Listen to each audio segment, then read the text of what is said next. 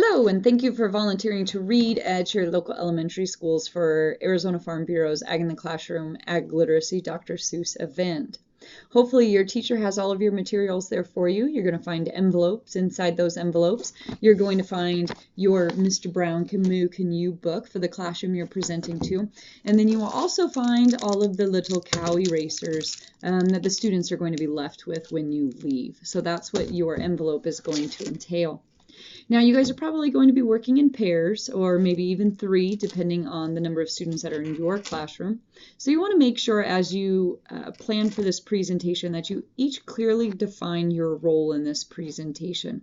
When you get to the classroom, you're going to want to do an introduction. You're then going to read the story. And then for this presentation, you are going to be talking about dairy cattle and beef cattle. So perhaps somebody does the introduction and reads the story, and then one person talks about the dairy cattle and one person talks about the beef cattle. That way you're not having to remember or memorize as many facts when it's split up that way. But any way that you do it, you want to make sure that you've clearly defined your roles before you go into the classrooms. A couple of housekeeping things before we get started on the presentation here. Remember that you are going into elementary school classrooms. You guys are going to be going into 2nd grade classrooms. Okay, so although they are young and we perceive them as little, they are very smart. They do listen to every word that you say, so make sure you are only providing them with accurate information. And please, of course, as always, watch your language when you are in the classrooms. Also, pay attention to the clothes that you wear. You're going to be standing up, sitting down, kneeling down with all of these youngsters, so you want to make sure that you're probably wearing pants.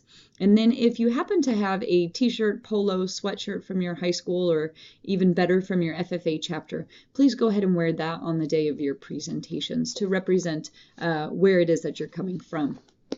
Now, when you go into the classroom, if the students are not already at the story carpet, you just want to introduce yourself to the teacher and have them place their students on the story carpet. Once the students are on the story carpet, you can begin your introduction with them.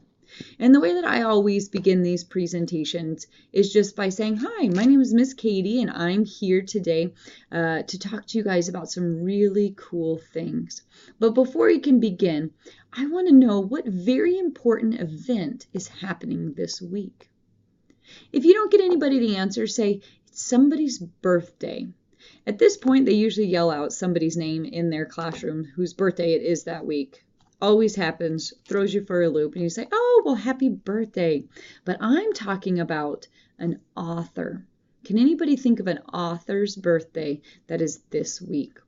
Now, keep in mind, Dr. Seuss's birthday is March 2nd. So if you're presenting this presentation the last week of February, you want to alter that introduction a little bit to reflect the accuracy of the date and the timeline.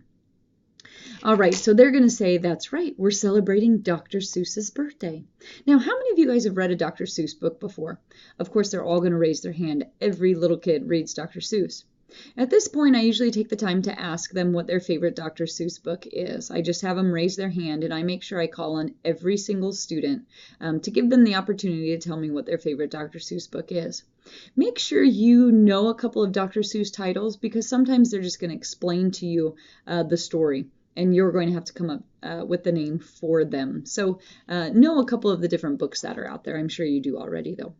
Now, after each student says what their favorite book is, you're going to go ahead then and you're going to tell them that today we are going to be reading my favorite Dr. Seuss book. And my favorite Dr. Seuss book is Mr. Brown Can Moo Can You? Now, has anybody heard of this story before? Some of them are going to say yes, and some of them are even going to say they've read the story. That's okay. Just say, that's awesome, because then you guys can help me as I ask questions throughout the story. Makes it pretty easy. All right, so here we go. Now, before we begin, if you are going to be the individual who's reading this story in the classroom, you want to make sure you read it before you go in and speak in front of those kids, because this book is full of something called onomatopoeias, which are sound words. And a lot of times they're difficult to say the first time around. So you want to familiarize yourself with them so you don't start laughing on the page as well. Oh, the wonderful things Mr. Brown can do. He can go like a cow. He can moo, moo. Mr. Brown can do it. How about you? Now, at this point, at the end of every page, you're going to find onomatopoeias, which are in fact these sound words here. Usually, when I say, how about you, I go ahead then and point to the class and I have them moo back to me. Usually, you're going to have to cut them off. They get very excited about mooing and all of these other sounds. So once they go moo, moo, you just say, very good, and turn the page. He can go like a bee. Mr. Brown can bzz, bzz. How about you? Can you go bzz, bzz? Again, point to them, and they'll buzz, buzz at you. Okay? So you go through the story. He can go like a cork. Pop, pop, pop. Pop, pop, pop. He can go like horse feet. Clop, clop, clop. And they clop, clop, clop. He can go eek, eek, like a squeaky shoe. He can go like a rooster. Cock-a-doodle-doo. He can go like an owl. Hoo, hoo, hoo, hoo. Eek, eek, eek, eek, cock-a-doodle-doo. Hoo, hoo, hoo, hoo. How about you? Now at this point, you want to point to the sounds that you want them to make. They can read in second grade. They'll follow along and they will all say the same word at the same time. Now you will find as you make your way through all of these onomatopoeias that the list continues to grow as you move through. And on the last page, he talks about all of the sounds that they learn. So, oh, the wonderful things Mr. Brown can do. Moo, moo, bzz, bzz, pop, pop, pop, eek, eek, hoo, hoo, clap, clap, clap. You go through all of those onomatopoeias, and then it says, a slurp and a whisper and a fish kiss too. Mr. Brown can do it. How about you?